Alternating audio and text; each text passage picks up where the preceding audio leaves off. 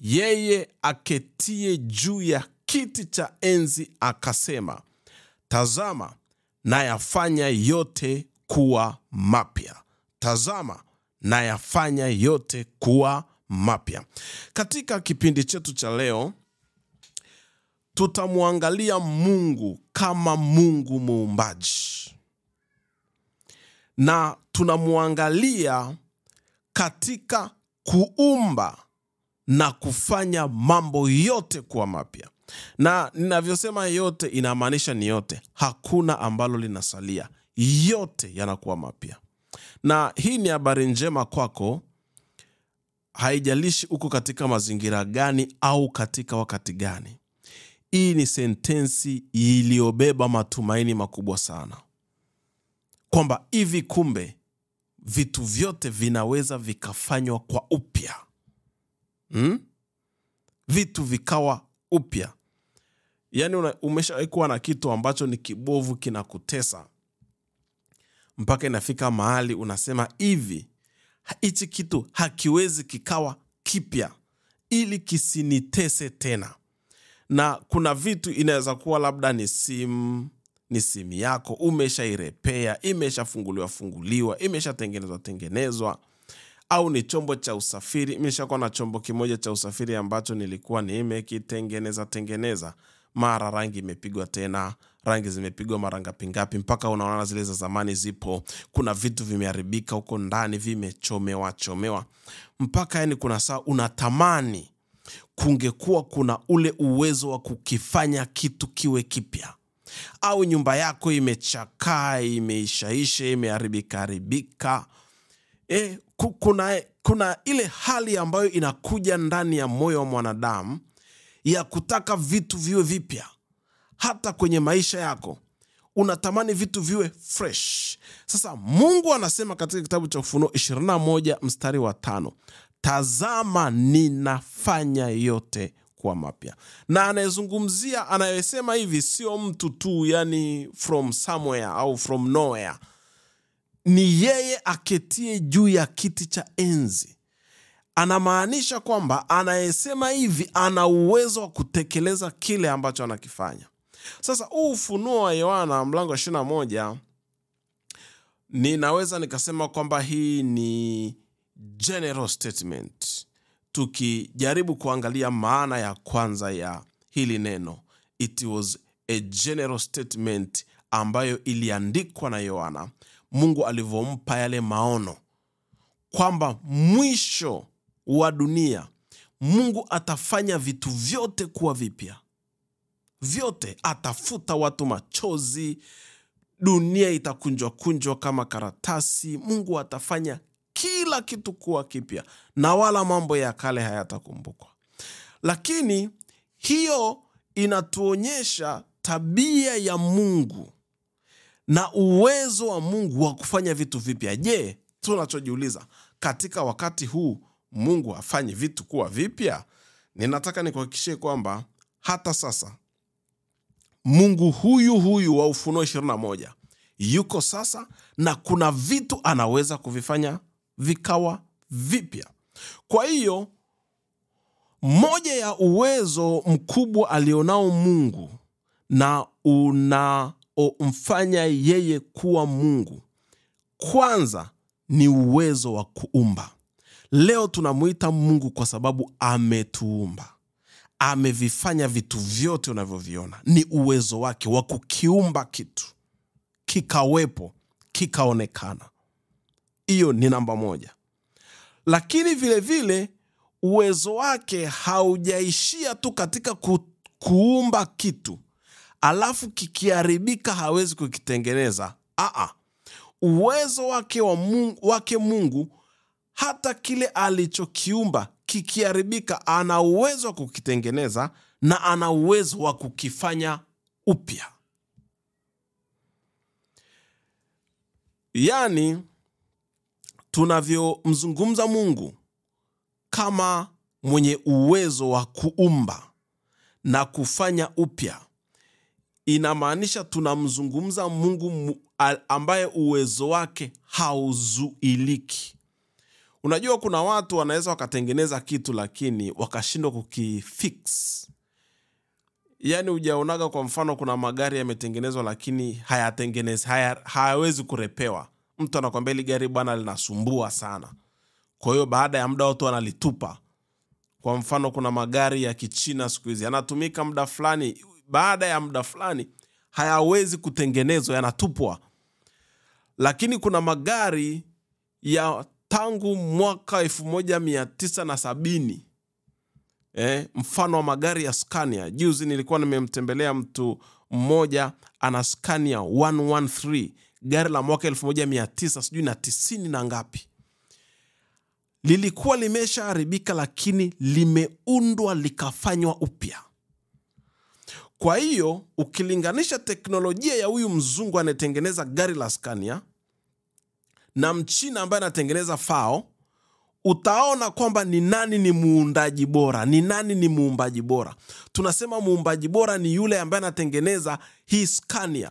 Kuna Leyland, kuna ile nyingine inaitwa Bedford ya mwaka 1950 na 60 mpaka leo vipo, na ukipeleka garage linaweza likatengenezeka likawa upya. Sidhani kama unanielewa vizuri. Lakini kuna gari ambalo ukishalitumia baada ya muda linachakaa kabisa, halifai kutengeneza moja kwa moja. Kwa hiyo anayeonekana mwenye uwezo wa kuunda kitu kwa ustadi ni yule ambaye kitu chake hata kikisha haribika kinaweza kutengenezeka. Kwa hiyo Mungu anavyosema ninafanya vitu kwa upya, ninafanya upya, inaonyesha uhodari wake, uweza wake katika kutengeneza kile ambacho kimeharibika. Sasa tunazungumza habari ya mwanzo mpya, na tunachozungumza namna gani ambavyo unaweza ukaanza tena. Ikiwa ni kwenye maisha yako, ni kwenye career, ni kwenye mambo ya kiroho, ni kwenye mambo ya kiuchumi, haijalishi ni kwenye jambo au kwenye mipango yako binafsi. Nazungumza na watu ambao wamepitia kwenye wakati mgumu, watu wamepitia kwenye shida, watu wamepitia kwenye matatizo, umepoteza, vitu vimeharibika, maisha yameharibika, future imeharibika. Sasa je, unaanzaje upya? Unarudije tena kwenye track? Tunasema how do you come back on track? Ndio ninachokufundisha siku ya leo. Mungu ambaye anaweza kuyafanya yote mapya. Na hii ni habari njema kwako, kwamba usikate tamaa. Hata kama ulichonacho kimeharibika, tuna Mungu anayeweza kufanya upya. Na hata kama unaona maisha yako yameharibika, Mungu ndio alikuumba. Ana ustadi wa kukufanyia maisha yako kwa upya, yakawa na maana tena, yakawa na thamani tena. Kwa hiyo jambo kubwa la muhimu ambalo natakiwa kulijua hapa ni kwamba Mungu ni muumbaji hata sasa. Mungu ni muumbaji hata sasa. Kwenye kitabu cha Mwanzo tunamuona Mungu akiumba dunia, akiumba viumbe, akiumba vitu vyote. Na alivyomuumba Adamu, akafika mahali akaona kuna kitu akijakaa vizuri kwa Adamu. Yuko alone. Yuko mwenyewe. Kwa sababu yeye ni muumbaji. Yani sio kwamba alikomea kwenye siku ya 7. Baada ya kuona kuna error kwenye maisha ya Adamu, kuna shida, alikuja akaumba, akamfanya mwanamke. Kwa sababu nature ya Mungu ni muumbaji. He can create things anytime he wants. Yani muda wowote akitaka na akiona kuna uhitaji, ana uwezo wa kuumba kitu kipya. Kuna kitu ambacho kwenye maisha yako unaona labda unakihitaji au kimepwaya, kama ilivyokuwa kwa Adam, alikuwa yuko mpweke. Mungu anaweza kuja kufix, anaweza akaumba. Kwa hiyo Mungu ni muumbaji hata sasa. Aliumba kwenye kitabu cha Mwanzo na anaendelea kuumba hapa katikati. Na kwenye kitabu cha Ufunuo anasema vile nitafanya tena mambo yote kwa upya. Kwa hiyo ni hulka yake kufanya kazi ya uumbaji. Yesu alisema katika kitabu cha Yohana mlango wa 5 mstari wa 17, wakati anawajibu wale Mafarisayo, akawaambia, Baba yangu anatenda kazi hata sasa, nami ninatenda kazi. Baba yangu anatenda kazi, nami natenda kazi. Kwa sababu wale walimwambia siku ya Sabato utakiwa kufanya kazi, ni siku ya kupumzika. Mungu alipumzika siku ya saba. Yesu akawa anawaambia, nyie sikilizeni. Nyie mnafikiri Mungu siku ya saba ilivyofika alitulia, hafanyi kazi tena? Akawaambia, you are wrong. Mungu hata sasa anafanya kazi. Na moja ya kazi ambayo Mungu anaifanya ni kuumba, ni kucreate. Mungu ni muumbaji, ndio kazi yake primary. Yani ndio kazi yake primary ni kucreate. Ndio maana anaitwa muumbaji. Mungu muumbaji. Kwa hiyo Yesu anaambia Mafarisayo kwamba Mungu anafanya kazi hata sasa.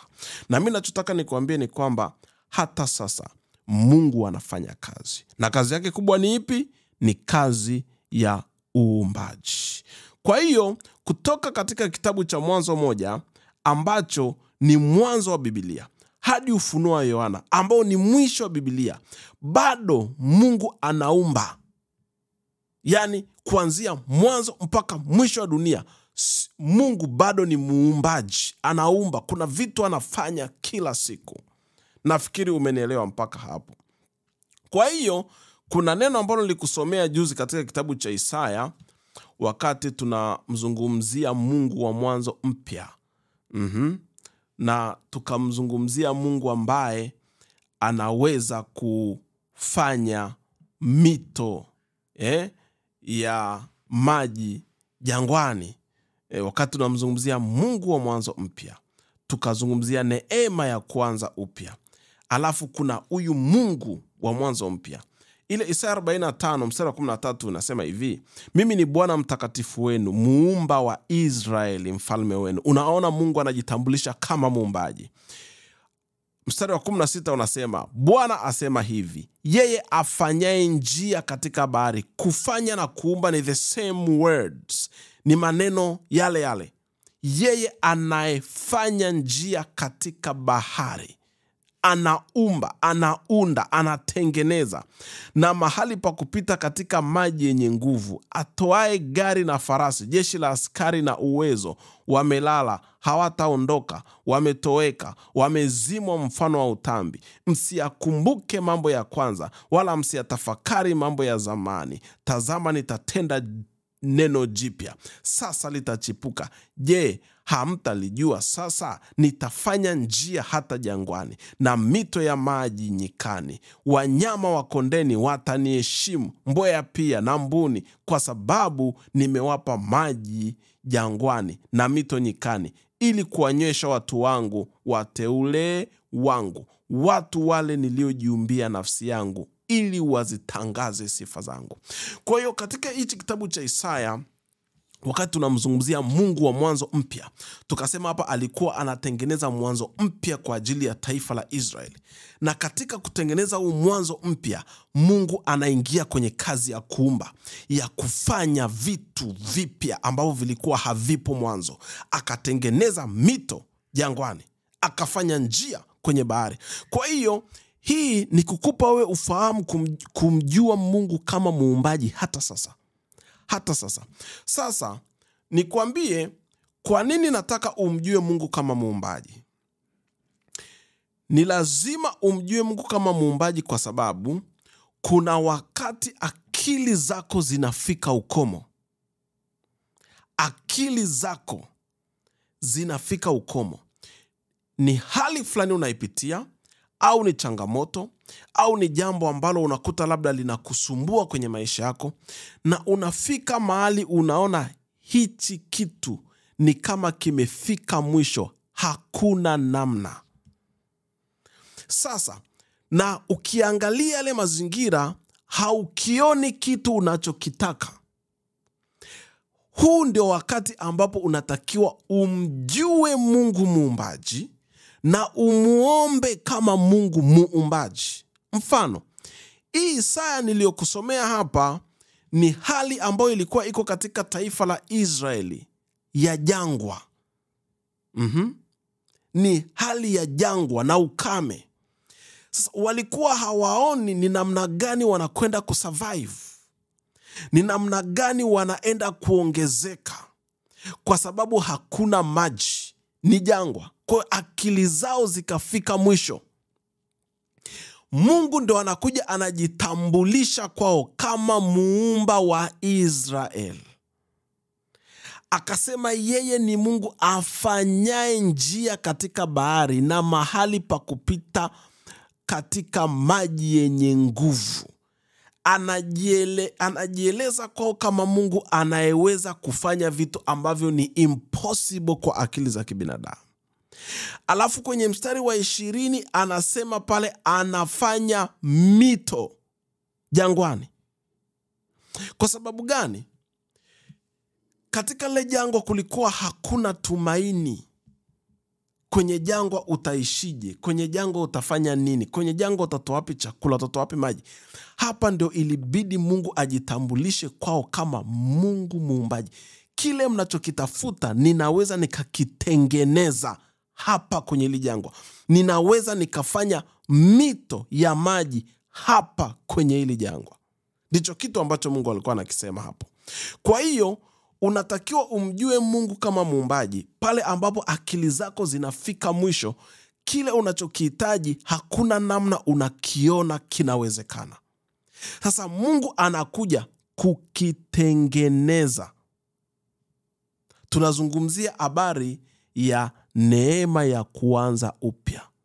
Na hapa tunamzungumzia neema hii katika Mungu ambaye anaweza akayaumba maisha yako kwa upya.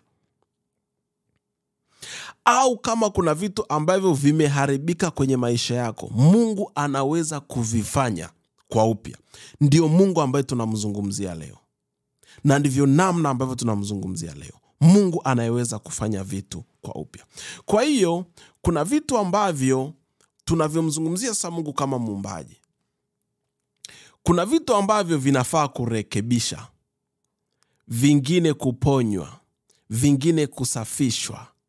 Lakini kuna vitu ambavyo vinatakiwa kutengenezwa upya. Hivi ni vitu ambavyo tunasema they are beyond repair. Things which are beyond repair. Hichi kitu ambacho kiko beyond repair ndicho kinamhitaji God the Creator, muumbaji. Inawezekana ikawa ni katika afya. Ni katika afya. Madaktari wamekwambia bwana, haya mapafu kwa kweli yameshaharibika kabisa. Hakuna tunachoweza kukifanya. Mungu anaweza akafanya upya. Au ni kiungo gani kimeharibika? Au ni shida gani kwenye mwili wako? Mungu anaweza akafanya upya. Au ni kwenye hali yako ya kiroho? Mungu anaweza akarudisha, akaumba, akatengeneza tena ile kiu iliyokuwa ndani yako, labda ya maombi ambayo imekufa, imeondoka kabisa. Ule moyo wa kumtafuta Mungu unaweza ukarudishwa tena. Tunamzungumzia Mungu anayeweza kuumba kwa upya. Au ni jambo la kiuchumi au la kijamii. Kuna wakati unahitaji kitu kipya na cha tofauti. Yani umefika mahali unaona I need a new life. I need a new beginning. Unataka kuondoka kwenye ile mazingira kwa sababu hayana tumaini. Hapo unatakiwa umjue sasa Mungu muumbaji. Sasa leo nitamzungumza Mungu muumbaji katika maeneo makuu matatu. Huyu Mungu muumbaji ambaye anasema, tazama nafanya yote kuwa mapya. Tazama ninafanya yote kuwa mapya. Nitamzungumza katika maeneo matatu. Eneo la kwanza, Mungu muumbaji anafanyaje mambo kuwa mapya? Anafanyaje yote kuwa mapya? Anavyosema, behold, I make all things new. Jambo la kwanza, anaweza kurepair na kurudisha kitu kwenye hali yake ya kwanza. Yaani anakifanya kwa upya. Hapa tunazungumza kurestore kitu kwenye hali yake ya upya, kwenye newness. either ni by cleansing, kukisafisha, kurejuvenate, kukihuisha upya, kukirenew or resurrecting, kukifufua na kukihuisha. Namna Mungu anavyovifanya vitu anavyofanya maisha yako kwa upya, au anavyoweza kuunda kitu kikarudi katika upya. Njia ya kwanza ni kwa kurestore, kukirudisha kwenye hali ya kwanza. Kwa hiyo kuna vitu kwenye maisha yako ambapo vinahitaji kurudi kwenye hali yake ya kwanza. Kimeharibika, lakini Mungu anaweza akarudisha kwenye hali yake ya kwanza. Hapo navozungumzia ile ya kwanza, kumbuka mwanzo ulikuwa mzuri. Kwa mfano, tumchukule mfano Naaman. Naaman, ukisoma kwenye kitabu cha Wafalme wa Pili, mlango wa 5, utamuona Naaman ambaye Mungu alimuumba na ngozi nzuri tu, lakini ikaharibiwa na ukoma. Kwa hiyo alimuhitaji huyu Mungu muumbaji kuiumba upya, irudi kama ilivyokuwa mwanzo. Kuiumba upya, irudi kama ilivyokuwa mwanzo. Na huu ni uwezo wa Mungu ambao unatakiwa uamini na umuombe Mungu kwamba restore. Na ukisoma katika kitabu cha Wafalme wa Pili mlango wa 5 mstari wa 14 unasema kwa habari ya ya Naaman, ndipo akashuka akajichovya mara 7 katika Yordani, sawa sawa na neno lake yule mtu wa Mungu, nayo nyama ya mwili wake ikarudi ikawa kama nyama ya mwili wa mtoto mchanga, akawa safi. Kwa hiyo hapa tunaona ni restoration ilifanyika. Kitu kikarudi kwenye hali yake ya mwanzo.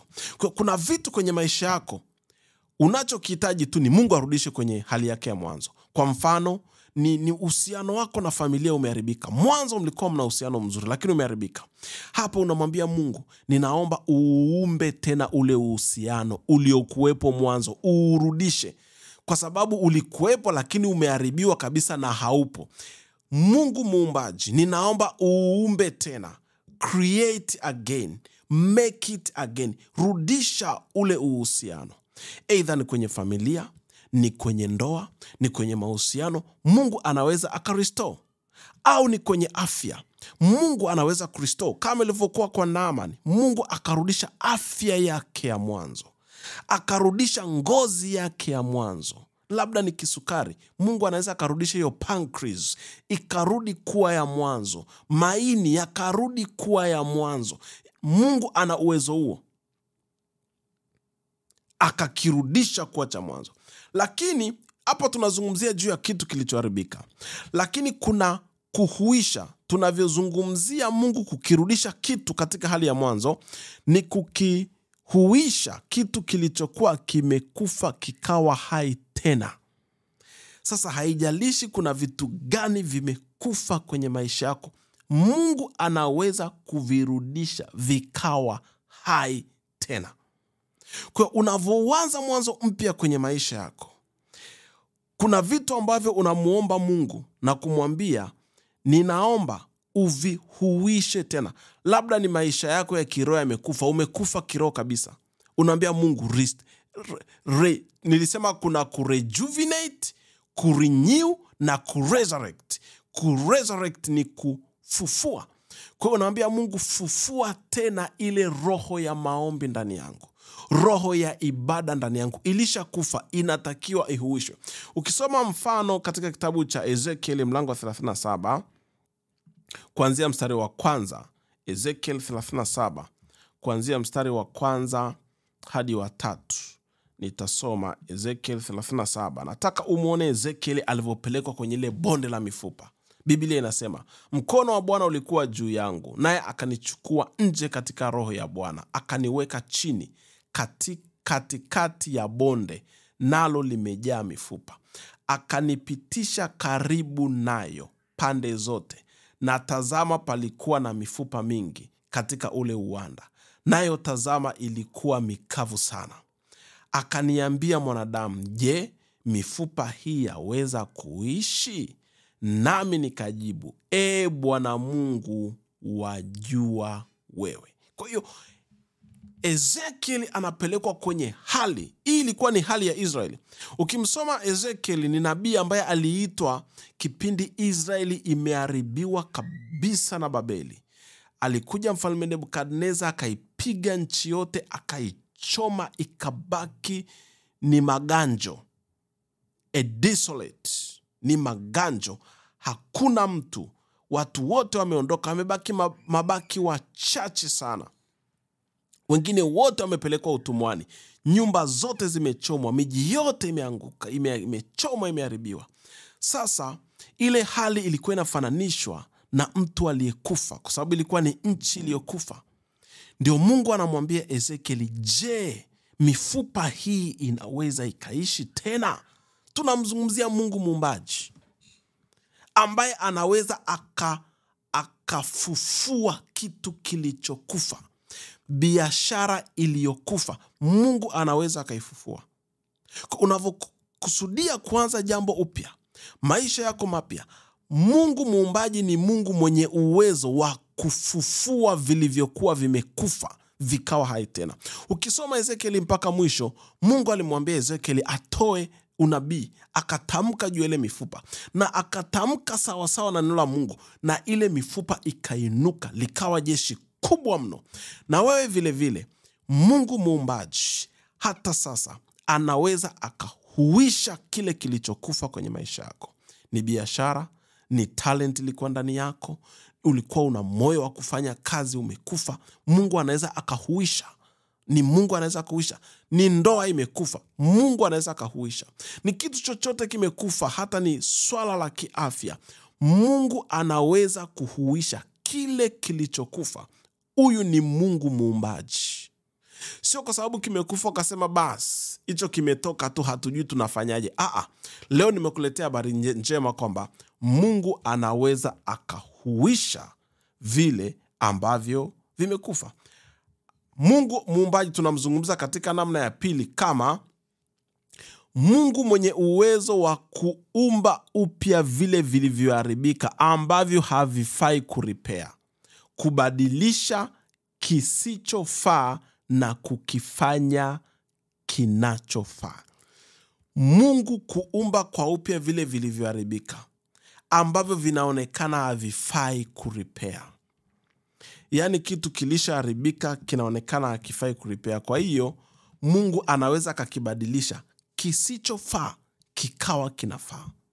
Yaani wewe unaweza kuta maisha yako ulishayaharibu, hayafai. Mungu anaweza akayafanya yanayofaa. Ukisoma kwenye kitabu cha Yeremia 18 mstari wa 1 hadi wa 6, neno la Mungu linasema hivi: neno hili ndilo lililomjia Yeremia kutoka kwa Bwana kusema, ondoka ukashuke mpaka nyumba ya mfinyanzi, na huko nitakusikizisha maneno yangu. Basi nikashuka mpaka nyumba ya mfinyanzi, na tazama alikuwa akifanya kazi yake kwa magurudumu. Sasa Yeremia, kuna vitu Mungu alikuwa anataka azungumze naye, na Mungu akaona Yeremia hataweza kunielewa kabisa. Ngoja kwanza nimpeleke kwenye hii shule. Wakaenda kwenye trip, anamfundisha kitu, akamwambia nenda kwa mfinyanzi, nenda pale kama angalie, kuna kitu nataka niseme na wewe. Sasa nitaendelea kusoma mstari wa 4. Yuko kwenye nyumba ya mfinyanzi sasa. Anasema hivi, na chombo kile alichokuwa, au ngoja nianze mstari wa 3 ili ilete maana zaidi. Basi nikashuka mpaka nyumba ya mfinyanzi, na tazama alikuwa akifanya kazi yake kwa magurudumu. Na chombo kile alichokuwa akikifinyanga kilipoharibika mkononi mwake, yule mfinyanzi alikifanyiza tena kuwa chombo kingine kama alivyoona vyema yule mfinyanzi kukifanya.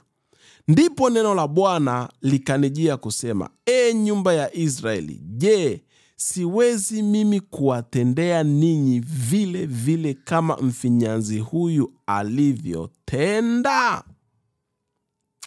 Asema Bwana, angalieni kama udongo ulivyo katika mkono wa mfinyanzi, ndivyo mlivyo ninyi katika mkono wangu, nyumba ya Israeli. Na mimi nataka nikuambie, ndivyo ulivyo wewe kwenye mkono wa Mungu. Huyu mfinyanzi alitengeneza chombo, kikaharibika mikononi mwake, kikaharibika, kile chombo kikaharibika, kikawa hakifai. Biblia inasema yule mfinyanzi akakifanya upya kwa tena. Hata wewe unaweza kuta umeharibu kazi yako, umeharibu biashara yako, umeharibu ndoa yako, umeharibu afya yako. Yaani wewe ulikuwa unakunywa pombe kabisa, na unaambia ukinywa pombe wewe itaua maini, lakini ulikuwa unakunywa. Umeharibu maisha yako, umeharibu mwili wako. Biblia inasema huyu mfinyanzi alikuwa ana uwezo wa kukifanya kwa upya kikawa kitu kinachofaa. Yaani Mungu anakufanya kuwa mtu wa tofauti, mtu mpya, anakupa identity inayofaa.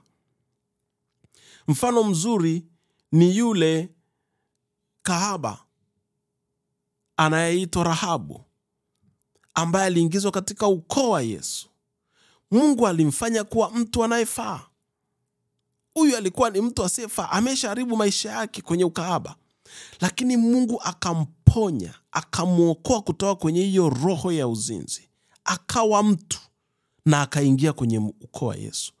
Haijalishi umeharibu maisha yako kiasi gani na kwa namna gani, Mungu ana hii neema, kwa sababu yeye ni muumbaji, anaweza akayaumba maisha yako upya kama mfinyanzi anavyokifanya chombo kwa upya, na akakufanya ukawa mtu wa tofauti kabisa. Mfano mwingine tunaye, kwa mfano, ngoja nikupe mfano huu. Huyu mfinyanzi alikuwa anatengeneza sahani ikaharibika, anafinyanga. Ikishaharibika, anaweza akaamua hii sahani sasa sitengenezi sahani tena, ninaweza nikafanya udongo huu nikatengeneza kikombe au kibakuli. Ni the same na kwako. Mungu alikupa talenti fulani, alikupa kipawa fulani, alikupa kazi fulani, umeiharibu.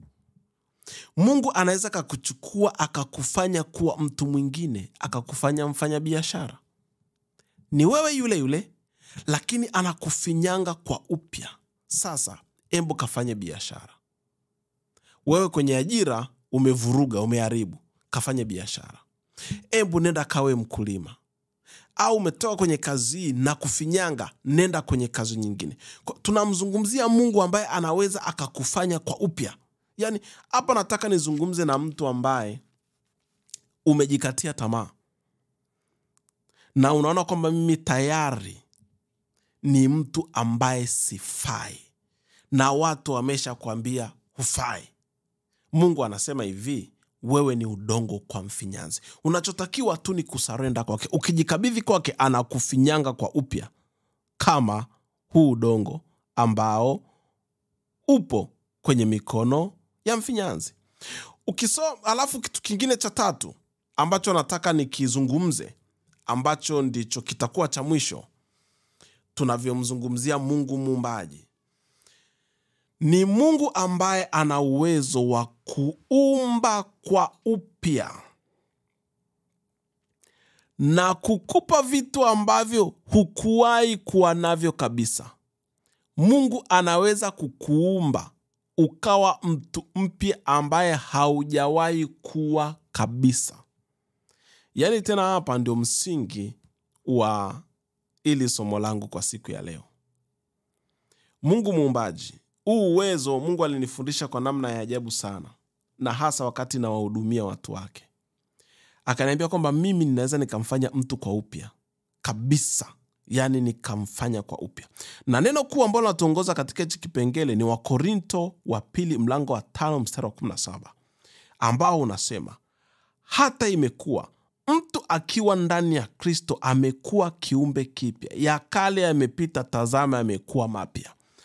Ni mstari ambao nilikuwa nimezoea kusikia, lakini nilikuwa sijautazama kwa engo ambayo nataka nikufundishe leo. Unajua katika maisha yako kuna kitu tunaitaga destiny.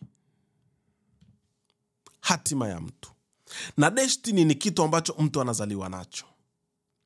Unakuta kwenye familia, baba alikuwa mchawi, babu mchawi, na wewe umezaliwa kwenye familia ya uchawi. Haumjui Mungu, umezaliwa kwenye matambiko, umezaliwa kwenye ibada za miungu, umezaliwa kwenye uchawi, kuabudu miungu. Sasa unavyofika mahali unavyomjua Mungu, unatakiwa umjue katika engo hii Mungu anayeweza kuumba upya na kukupa kitu ambacho hujawahi kuwa nacho kabisa. Anaweza kukuumba kuwa mtu mpya ambaye hujawahi kuwa kabisa. Nimezungumza hatua ya kwanza nikasema Mungu anaweza kurestore kile ambacho kilikuwepo kikaharibika. Nikakupa mfano wa Naaman ambaye ngozi yake iliharibika. Mungu akairudisha kama ilivyokuwa mwanzo. Kama ilivyokuwa mwanzo. Ezekiel, mifupa ile mikavu ilikuwa iko kwenye ile bonde, ni mifupa iliyokauka. Lakini mifupa mwanzo ilikuwa ni watu. Ezekiel akaitabiria na kuzungumza na ile mifupa. Mungu akairudisha ikawa kama ilivyokuwa mwanzo, ikawa watu.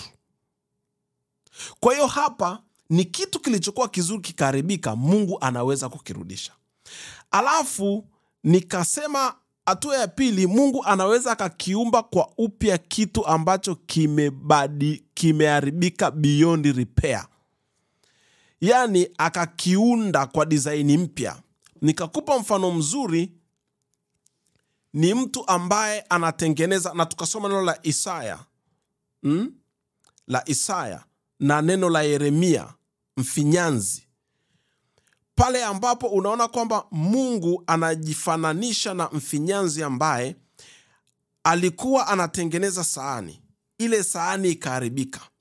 Anauchukua ule udongo wa mfinyanzi, anaamua sasa sitengenezi sahani tena, acha nitengeneze bakuli. Ni uwezo, lakini anakuumba kwa namna ya tofauti, lakini ni yule yule. Ni yule yule. Nikasema mfano wake ni Mungu amekupa kazi, umeajiriwa, umeharibu kazi vizuri. Umepewa kazi nzuri. Sasa umeiharibu ile kazi. Haukuwa mwaminifu kwenye kazi, ulikuwa labda kuna vitu unakosea, hauheshimu ile kazi. Kazi imeharibika, umeharibu reputation yako kwenye kazi. Mungu anaweza akakufanya kwa upya, akasema basi kwa sababu kwenye kazi umeshindwa, acha nikufanye kuwa mfanyabiashara. Na anaweza kufanya kuwa mfanyabiashara. Au umepata hasara kwenye biashara, Mungu anasema basi acha nikurudishe kazini, ukaajiriwe, pale unaweza ukapata maisha. Ni Mungu yule yule. Lakini uwezo wa tatu ambao tunauzungumzia ni kwamba wewe you were nothing before. Yani kwenye maisha yako hukuwahi kuwa mtu au kuwa kitu chochote cha maana. Mungu anaweza kukufanya kuwa kitu cha maana. Ndio ninachokizungumza hapa. Uwezo wa kurecreate. Kwamba mtu akiwa ndani ya Kristo amekuwa kiumbe kipya. Na ya kale yamepita, anasema tazama yote yamekuwa mapya. Kwa hichi kiumbe kipya ni kwamba hujawahi kuwa hivyo kwenye maisha yako.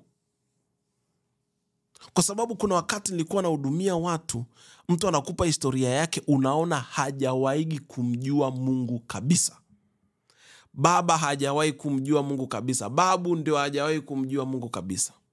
Kuna watu ambao kwenye maisha yao they have never been good, they have never been best.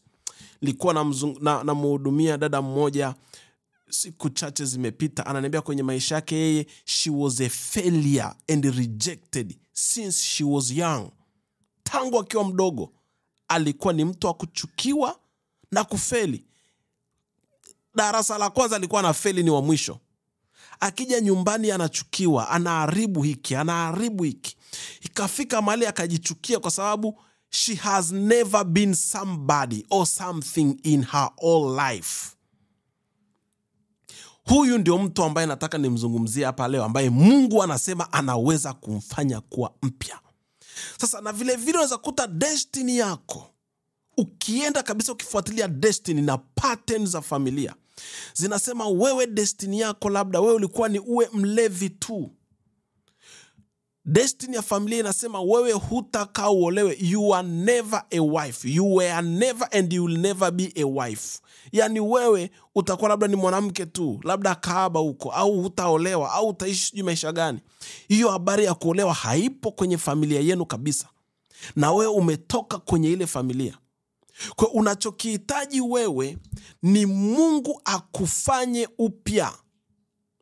Unaweza ukakaa ukavunja maagano, ukayavunja na kuyavunja, lakini kumbe jinsi ulivyozaliwa, ulizaliwa mtu wa tofauti. Ukisoma Ezekiel 16, utaona yule mtoto aliyezaliwa anasema alichukiwa tangu tumboni.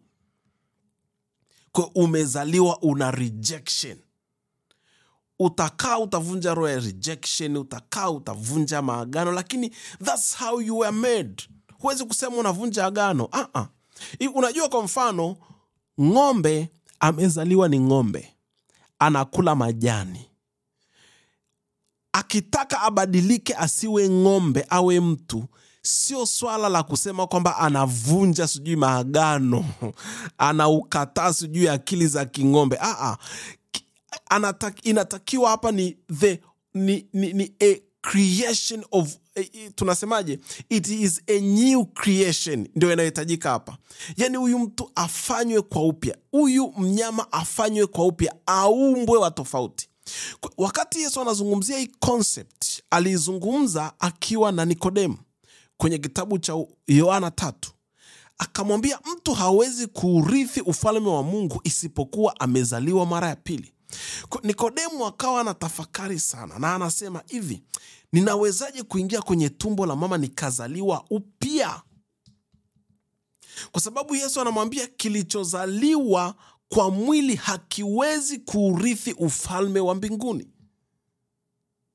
Kinachohitajika hapa sio kuvunja maagano, we are talking about a new birth, a new creation. Ndio hii concept ya uumbaji mpya, new creation, uumbaji mpya. Kwa hiyo Mungu anaweza akakubadilisha kabisa.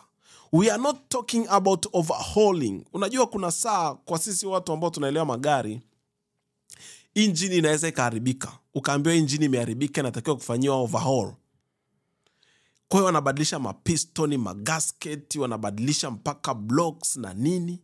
Lakini ni kwamba wana renovate ile injini, wana repair. Lakini kuna injini nyingine inaharibika, unaambiwa no, we cannot fix this.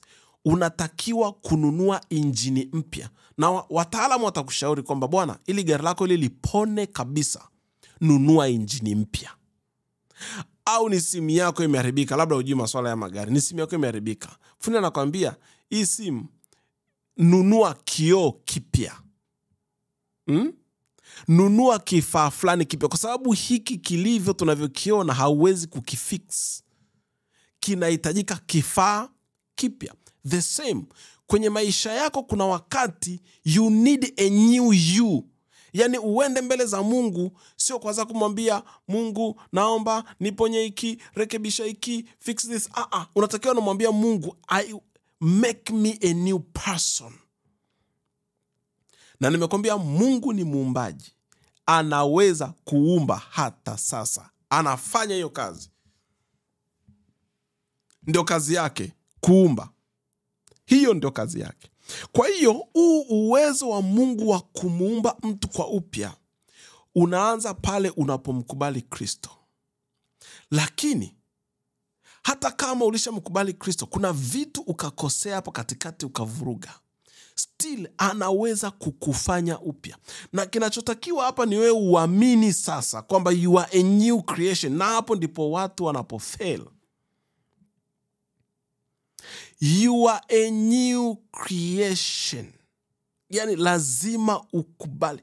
Na sio uliozaliwa kwa mapenzi ya watu, bali kwa mapenzi ya Mungu. Lazima unapofika wakati sasa unaposema kwamba I want to start afresh in my life. Unaambia Mungu, sio just a fresh start. I want a fresh me, a new me, ili niweze kuendana na hii case, niweze kuendana na hii kasi ya a new beginning or a new start. Kwa sababu unavokubali kuwa na a new start alafu you are the old you, hamwezi kuenda pamoja na hiyo new start. Utafika hapo mbele, utarudi kule kule. Lakini unavyoamua kufanya maamuzi, kinachotakiwa cha pili kumwambia Mungu ni kwamba I need a new me. Make me a new person. Sasa nitakusomea neno la Ezekiel 36. Kuna kitu kizuri Mungu alikisema hapa. Ukisoma Ezekiel 36, kitu kizuri sana kiko hapa. Kuanzia mstari wa 24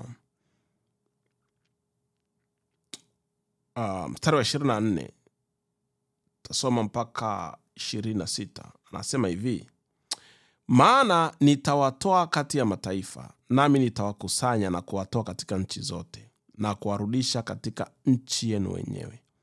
Nami nitawanyunyizia maji safi, nanyi mtakuwa safi. Nitawatakaseni na uchafu wenu wote na vinyago vyenu vyote. Nami nitawapa ninyi moyo mpya. Nami nitatia roho mpya ndani yenu. Nami nitatoa moyo, sio nitarepea, nitatoa moyo wa jiwe uliomo ndani ya mwili wenu. Nami nitawapa moyo wa nyama. Nami nitatia roho yangu ndani yenu na kuwaendesha katika sheria zangu, nanyi mtazishika hukumu zangu na kuzitenda. Anachokifanya Mungu hapa, ana remove the old, ana replace with new. Anajua kabisa huu moyo wako umeshavunjika, umeshapondeka, umeshajeruhiwa, umepigwa bandage na kuambia ni bandage mpaka yani umekuwa sijui kama nini. Una bandage, una viraka mpaka moyo uonekane tena, ni bandage ndo zinaonekana. Mungu sasa anavoangalia state of your heart, anasema huu moyo siwezi kuendelea nao kwa design hii. Hapa unatakiwa moyo ubadilishwe kabisa, uondolewe, uwekwe moyo mpya. Ndio maana anasema hivi katika Ezekiel 36 mstari wa 26, nami nitawapa ninyi moyo mpya. Anatoa ule ulioharibika na wapa moyo mpya. Alafu nitawapa roho mpya. Anatoa hiyo roho yako imeshavunjika, una roho mbaya, una roho ya kisasi, una roho ya uchungu, una roho ya majuto, una roho ya kukata tamaa, una roho ya wengine unakuta una roho ya suicide. You want to kill yourself. Ni imeshaharibika, anaitoa, ana replace with a new spirit. Nataka uelewe hapa, yani unafanywa kuwa mpya. Nimesema hii sio repair, ni kufanywa kuwa mpya. Kwa hiyo hichi ndio unachotakiwa umuombe Mungu. Kwamba Mungu, ninaomba nifanye upya. Nifanye upya moyo wangu. Nifanye upya mawazo yangu. Nifanye upya kufikiri kwangu. Nifanye upya roho yangu. Nifanye kuwa mtu mpya. Nipe identity mpya. Nipe kuwa na utu upya. Na ukimuomba Mungu utamuona anafanya, kwa sababu anaweza. He is the creator. Anaweza kukuumba kwa upya. Sio kukurepea, kukuumba kwa upya. Na uumbaji anatoa, anaweka kingine alichokitengeneza kipya. Yes. Hichi ndo nachotaka ukijue.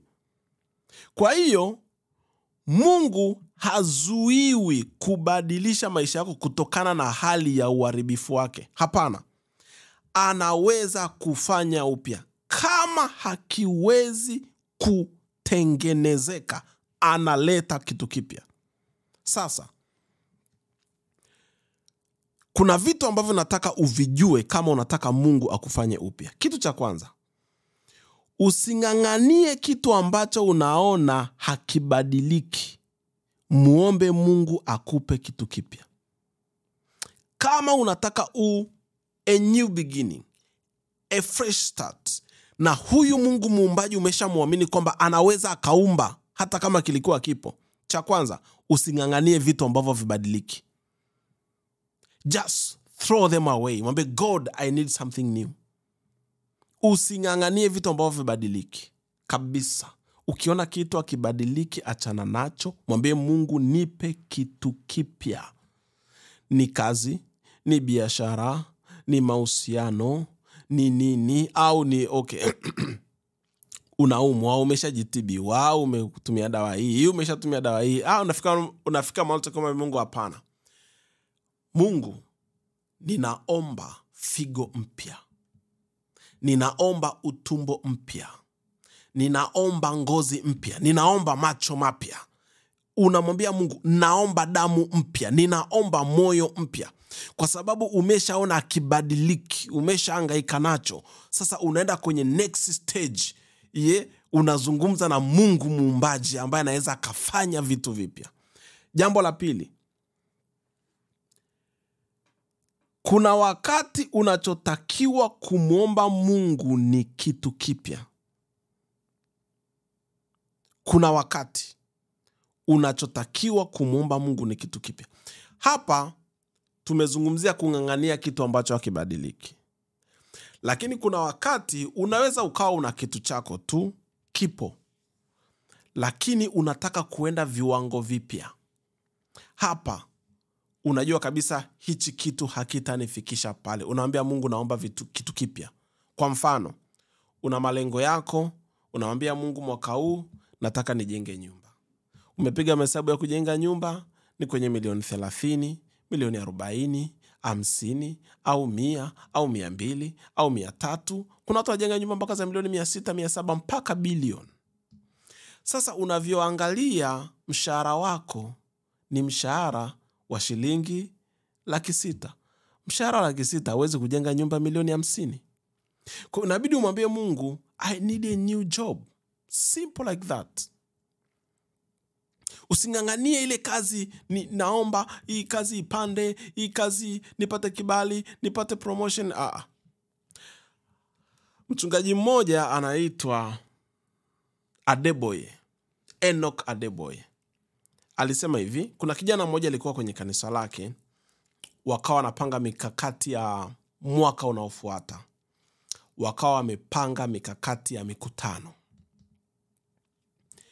Wakati wanapanga ile mikakati ya mikutano, mchungaji akawa ametoa ushuhuda wa watu ambao walijitolea kusponsor, kugharamia mkutano mzima. Yaani mwezi huu labda tunafanya mkutano, inahitajika milioni 50 au 20 au 10. Anatokea mtu mmoja anamwambia mchungaji, gharama zote za mkutano nitaubeba mimi. Kwa hiyo mchungaji akatoa mifano ya watu kama hao. Walipomaliza kile kikao, kijana mmoja akamfuata. Akamwambia mchungaji, nataka na mimi mwaka kesho niweze kugharamikia mkutano mmoja peke yangu. Na ni hela nyingi zilikuwa zinahitajika. Kwa hiyo akamwambia mchungaji, naomba niombee. Yule mchungaji akamwombea. Alipomwombea, yule kijana akaondoka, akaenda kazini. Wiki iliyokuja akamfuata mchungaji. Akamwambia mchungaji, nashindwa kumwelewa Mungu. Nimesema mwaka kesho ninataka niweze kugharamikia mkutano mmoja peke yangu. Lakini cha ajabu, umeniombea, nimeenda kazini, nimefukuzwa kazi. Sasa huyu Mungu anataka mimi nifanyeje? Yule mchungaji akamwambia hivi, mshahara wako ulikuwa unalipwa shilingi ngapi? Akasema ni kwenye hela ilikuwa ni kama kwenye 600,000 hizo kupa mfano. Hasa mchungaji akamwambia, wewe unafikiri kwa huo mshahara wa 600,000 unaweza ukagharamikia mkutano peke yako? Akamwambia, Mungu amekutoa kwenye hiyo kazi kwa sababu anataka kukupa kazi mpya ambayo itakupa kipato cha kuweza kutimiza nadhiri yako uliyoiweka kwa Mungu. Akamwombea yule kijana, akaondoka. Na ni kweli, baada ya muda yule kijana akakana rafiki yake, wakakubaliana waanzishe kampuni, wakaanzisha kampuni. Mwaka kesho, ni chini ya miezi 6, ameshakuwa milionea, akaweza kugharamikia ule mkutano. Lakini alichokihitaji ni kazi mpya.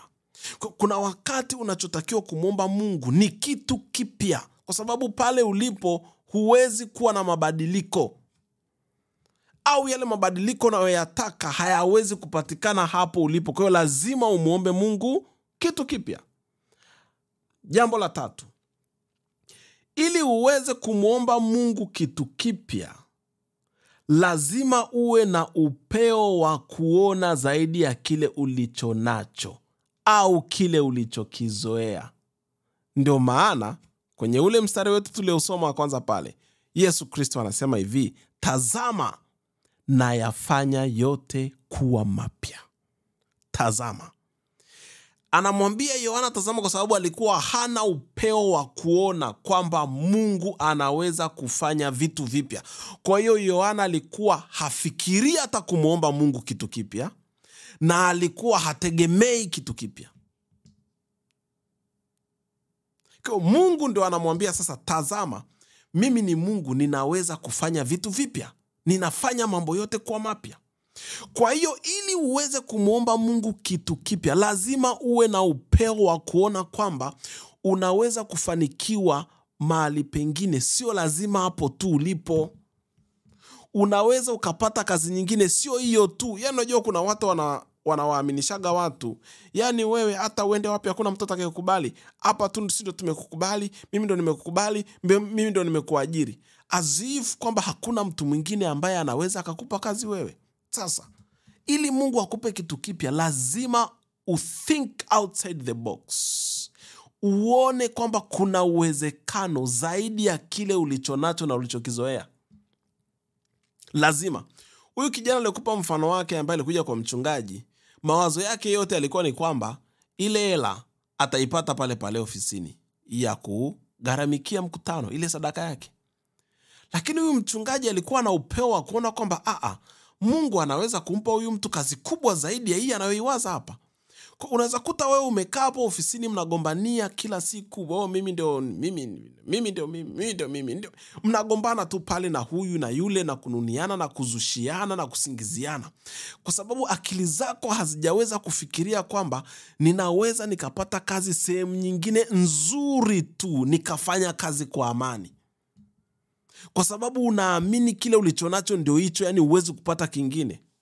Hiyo sio sawa. Kuna watu wengine wako kwenye mahusiano, hawajaoana, wako kwenye ndoa, lakini huyo mchumba anakuaminisha hakuna mtu mwingine anaweza kukupenda kama yeye. Lakini kiukweli sio kwamba anakupenda, anakutesa. Lakini anakuaminisha kwamba hakuna mtu mwingine atakayekukubali zaidi yake. No, that is wrong. Ili uweze kupokea kitu kipya kwa Mungu, lazima uwe na uwezo wa kuona zaidi ya kile ulichonacho au ulichokizoea. Akili zako zikishafunguka tu, wewe sio mtumwa wa mtu wala wa kitu chochote. Unakuwa huru na Mungu atakubariki. Atakubariki kwa kitu kipya zaidi ya kile ambacho ulichonacho. Jambo lingine, la 4, ili uweze kupokea kitu kipya kutoka kwa Mungu, ni lazima ukubali kuachia kile cha zamani. Hapa ndo kuna kazi. Ili uweze kupokea kitu kipya kwa Mungu, lazima ukubali kuachia kile cha zamani. Mungu alimwambia Abrahamu kwenye Mwanzo 12, ninataka nikupe nchi, nikufanye baba wa mataifa, na kuwa taifa kubwa, lakini kwanza ondoka hapa. Ile ilikuwa ni changamoto kubwa sana kwa Abraham. Kubwa mno. Lakini kwa imani Abraham akaondoka, akakubali kuiachia ile nchi, urithi wake ambao alikuwa amepewa na baba zake. Akaondoka, akaenda asipokujua. Na Mungu aliye mwaminifu akambariki. Ni baba wa mataifa tunamzungumza leo, miaka 1000 ngapi imeshapita, bado tunazungumza. Lakini kwa sababu alikuwa tayari kuachilia kile alichokuwa nacho. Mungu alimwambia Petro, ninakufanya kuwa mvuvi wa watu, ninakufanya kuwa mtume, lakini lazima ukubali kuiachia hiyo kazi yako ya uvuvi ili uje upokee hichi kitu kipya. Kwa hiyo shida nyingi kwa watu wengi, wanashindwa kupokea kitu kipya kutoka kwa Mungu kwa sababu wameshikilia cha zamani. Lazima ujue na lazima uweze kukiachia. Yaani lazima kabisa uweze kukiachia. Kitu kingine, labda sio kwamba unakiachia. Kwa mfano, kuna mtu mmoja nilikuwa naongea naye, nikamwambia yeye alikuwa kwenye mahusiano. Akaniambia, mtumishi, na achanaje na huyu mtu, nishamuona anifai, lakini sasa ndio niko naye. Nikamwambia, ili uweze kukiachia kitu, unaanza kwanza kukitoa. Ukapata familia mpya, ukapata ndugu wapya, marafiki wapya, Mungu anaweza kukupa vitu vipya. Yaani hapo tunamzungumzia Mungu ambaye anasema tazama nayafanya yote kuwa mapya. Mungu anaweza kukupa jina jipya. Watu walikuwa wanakujua kwa jina gani? Efelia, maskini, omba. Mungu anaweza kukupa jina jipya, ukawa mshindi, mfanya biashara. Jina jipya. Mungu anaweza kukupa jina jipya. Lakini kingine, Mungu anaweza kufanya mlango mpya. Kwa wale ambao wanaomba hauoni opportunity or breakthrough, Mungu anaweza kufanya mlango mpya mahali ambapo hakuna mlango wa kutokea kabisa. Mungu anaweza kufanya hivyo. Mungu anaweza kukupa cheo kipya, hata kama kilikuwa kipo kitatengenezwa. Tumesema Mungu ni muumbaji.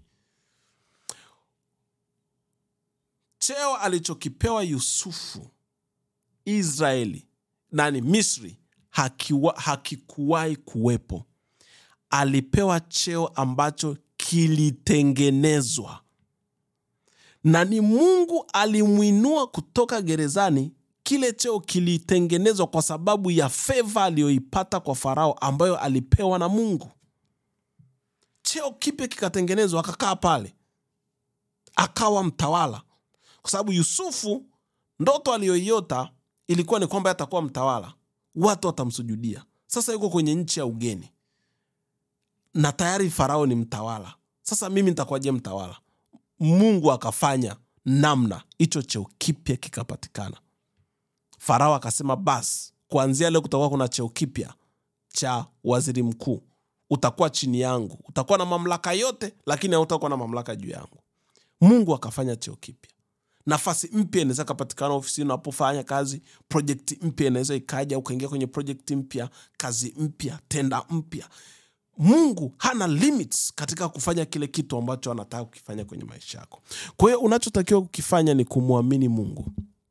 Mungu muumbaji ambaye anasema tazama ninayafanya yote kuwa mapya. Kitabu cha Ufunuo mlango wa 21 mstari wa 5 anasema, na yeye aketie juu ya kiti cha enzi asema, tazama nafanya yote kuwa mapya. Akaniambia, andika ya kwamba maneno haya ni amini na kweli. Haya maneno ya Mungu kufanya upya ni amini na kweli. Anaweza kukufanya kuwa mtu mpya kabisa, ukawa mtu mpya. Sio kwamba mwanzo ulikuwaga ni mtu mpya ukaacha. Wewe ulikuwaga ni mbaya tokea mwanzo tu. Mungu anaweza kukufanya ukawa mtu mpya. Usijikatie tamaa, ukawa mtu mpya kabisa. Na neno hili anasema ni amini na kweli. Bwana Yesu Kristo asifiwe. Basi ninaomba niombe kwa ajili yako. Bwana Yesu, ninamwombea mtoto wako huyu aliyesikia neno hili. Kuna mwingine anataka kuwa mtu mpya, anataka maisha yake kuwa mapya, na haoni njia, haoni namna. Lakini wewe ni Mungu ambaye unaweza kufanya vitu vikawa vipya, na ni Mungu unayeumba vitu vipya. Ninakuomba Bwana Yesu, kwa uweza wako, fanya upya maisha ya mtoto wako huyu anayenisikiliza. Fanya upya pale alipokata tamaa, mhuishe, muinue, mtengeneze tena kwa upya katika jina la Yesu Kristo wa Nazareti aliye hai. Milango iliyofungwa, fanya milango mipya katika jina la Yesu Kristo wa Nazareti aliye hai. Aliyepoteza familia, mpe familia mpya. Mpe warafiki wapya katika jina la Yesu Kristo. Ni yule anayehitaji mume, anayehitaji mke, mpe mume. Muinulie mtu mpya kwenye maisha yake katika jina la Yesu Kristo wa Nazareti aliye hai. Ni wale ambao identity yao imeharibika, wamepoteza sifa kwenye jamii. Ninamwombea mpe sifa mpya, mfanye kuwa mtu mpya, mpe heshima tena katika jina la Yesu Kristo wa Nazareti aliye hai. Kila aliyekata tamaa, Bwana, huisha nafsi yake, huisha moyo wake, mpe moyo mpya. Yule aliyekata tamaa, moyo umejeruhiwa kwa majeraha mengi, ninaomba Bwana, fanya moyo mpya na roho mpya ndani yake katika jina la Yesu Kristo wa Nazareti aliye hai. Ninaomba Bwana Yesu uyasikie maombi ya watoto wako, na ukamwone kila mmoja katika mahitaji yake, na ukamguse na kumponya katika jina la Yesu Kristo. Amen. Mungu akubariki.